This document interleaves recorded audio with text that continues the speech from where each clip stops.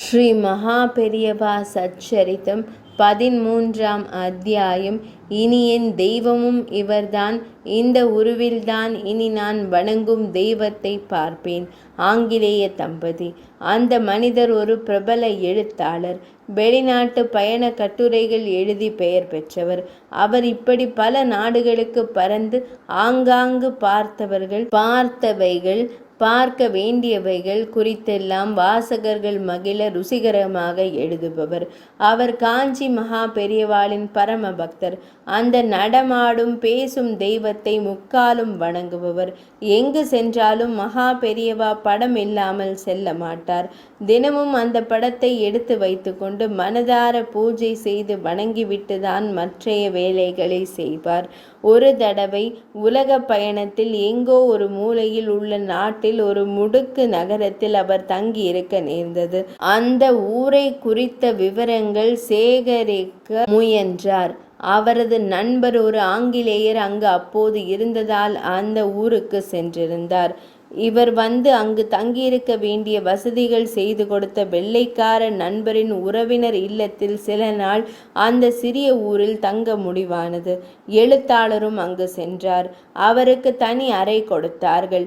அதில் அவர் தங்கியிருந்த போது ஒரு நாள் காலை அந்த 2 வெள்ளைக்காரர்களும், அதாவது நண்பரும் அந்த வீட்டுக்காரரும், எழுத்தாளரை கண்டு பேச அவர் அறைக்கு வந்தனர்.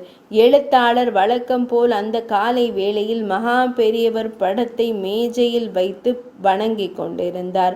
இல்லத்தின் சொந்தக்காரர் விழிகளில் அந்த மகா பெரியவா படம் பட்டதும் அவருக்கு ஏதோ ஆச்சரியம்.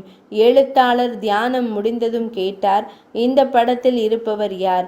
நான் வணங்கும் தெய்வம். நீங்கள் எந்த மதத்தினர்? இந்துக்கள். இந்து கடவுள்கள் நிறைய கைகள், தலைகள், ஏதோ ஒரு பட்சி அல்லது மிருகத்தின் மேல். இப்படித்தான் எனக்கு இதுவரை அறிமுகம். இந்த கடவுள் யாரோ ஒரு மனிதராக, கிழவராக அல்லவோ இருக்கிறார். நீங்கள் கூறுவது வாஸ்தவம். இவர் நம்மை போல் இந்த உலகில் மனிதராக இருப்பவர். மிக எளிமையானவர். ஆனால் தெய்வம், ரிஷி என்பீர்களே, அப்படிப்பட்டவரா இவர்? எல்லோரும் அப்படித்தான் இவரை கூறுவார்களோ உங்கள் ஊரில்? இவர் ஒரு சக்தி வாய்ந்த தெய்வம், ரிஷியும் கூட. சக்தி வாய்ந்த தெய்வம் என்றால் நாம் நினைத்தது நடக்கச் செய்வாரா என் வீட்டுக்கார வெள்ளையர் ஆவலாக வினவினார். நாம் உண்மையாக வேண்டிக் கொண்டால் நிச்சயம் நாம் நினைத்தது போல் நடக்கும். அந்த கருணை கடல் அதை நிறைவேற்றி வைப்பார். எழுத்தாளர் அளவு கடந்த பக்திமான் ஆச்சே. அவர் குரலில் இருந்த அழுத்தம், சொன்ன தோரணை, அவர் குரலில் ஒலித்த பக்தி ஆங்கிலேயரை நம்பச் செய்தது. நானும் அவரை வேண்டிக் கொண்டு என் முறையீட்டை சொன்னால் உதவுவாரா? வீட்டுக்கார வெள்ளையர் குரலில் ஏக்கம் துணித்தது. வித்தியாசமின்றி நம்பிக்கையோடு யார் வேண்டினாலும் குறை நிவர்த்தி செய்வார். என் மகன் எங்கோ போய்விட்டான். சில மாதங்கள் ஆகிவிட்டது. அவனை பிரிந்து என் மனைவி ஓயாமல் அழுது கொண்டிருக்கிறாள். அதனால்தான் ஒரு நம்பிக்கையோடு உங்களிடம் கேட்டேன். எங்கள் குருவான காஞ்சி மகானை நீங்கள் மனமுருகி பிரார்த்தியுங்கள். உங்களுக்கு அவரது அருள் நிச்சயம் கிட்டும். டப்பென்று அந்த வெள்ளைக்காரர் சிலை போல் அங்கேயே அந்த இடத்திலேயே மகா பெரியவா படத்தின் முன்பு அமர்ந்து கொண்டார்.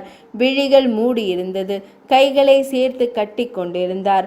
நேரம் நழுவியது. நிசப்தம். சுமார் அரை மணி நேரத்திற்கு பின்னர் கண்களை திறந்தார். என்னவோ தெரியவில்லை. என் மனம் இப்போது லேசாகிவிட்டது.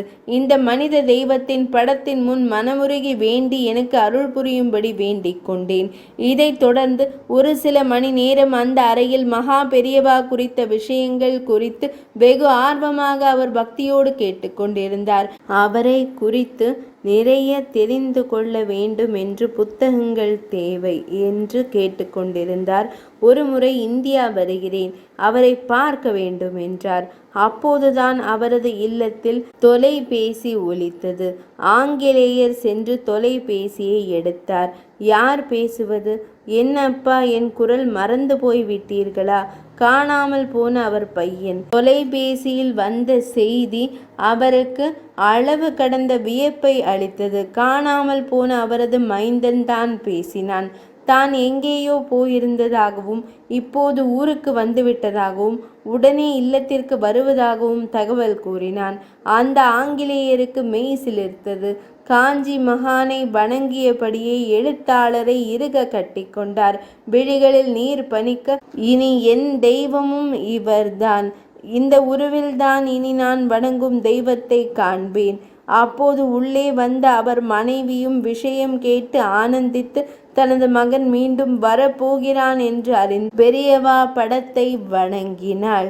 மணியன், உங்களுக்கு நன்றி என்று அந்த தம்பதிகள் மனமுவந்து கூறினார்கள். ஆம், அந்த இந்திய எழுத்தாளர் மணியன்தான். 13ஆம் அத்தியாயம் நிறைவடைந்தது.